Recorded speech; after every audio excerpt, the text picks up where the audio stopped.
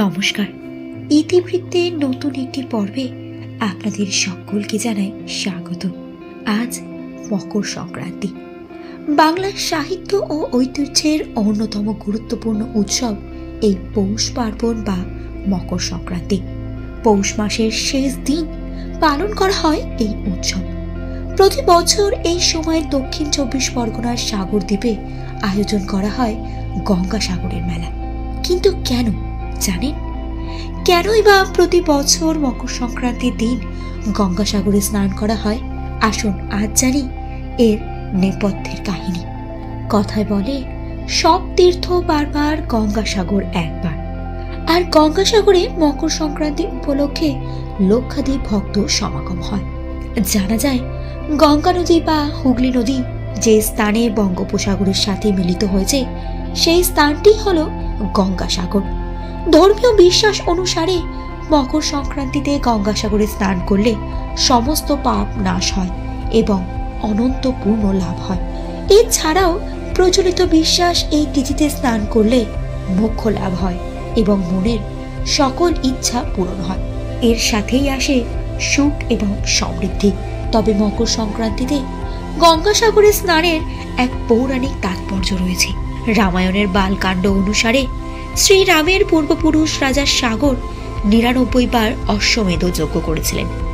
100তম যজ্ঞের সময় দেবরাজ ইন্দ্র ঈর্ষান্বিত হয়ে যজ্ঞের ঘোড়াটিকে অপহরণ করেন এবং তা রেখে আসেন কপিল মুনির আশ্রমে। সাগরের 60,000 পুত্র অশ্বটিকে খুঁজতে এসে কপিল মুনির আশ্রমে খুঁজে পান সেই ঘোড়াটিকে। ফলস্বরূপ তারা কপিল মুনিকেই জোর অপবাদ দেন, আর এর ফলেই মহর্ষির ক্রোধাগ্নিতে তারা ভস্মীভূত হয়ে যান এবং তাদের আত্মা নরকে নিক্ষিপ্ত হয়। জানা যায়, এরপর সাগরের পৌত্র অংশুমান কপিলের কাছে এসে 60,000 পুত্রের আত্মার মুক্তির পথ জানতে চান। এ সময় মহর্ষি বলেন, স্বর্গের নদী গঙ্গা যদি নেমে এসে তাদের ভস্ম স্পর্শ করে, তবেই তাদের আত্মা মুক্তি পাবে। পরবর্তী সময়ে সাগরের বংশধর রাজা ভগীরথের কঠোর তপস্যায় মা গঙ্গা প্রসন্ন হন এবং নেমে আসেন মর্তে।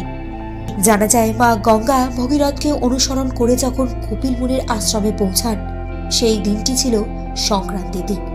আর রাজা সাগরের 60,000 অভিশপ্ত পুত্ররা মা গঙ্গার পবিত্র জল দ্বারা রক্ষা পেয়েছিলেন।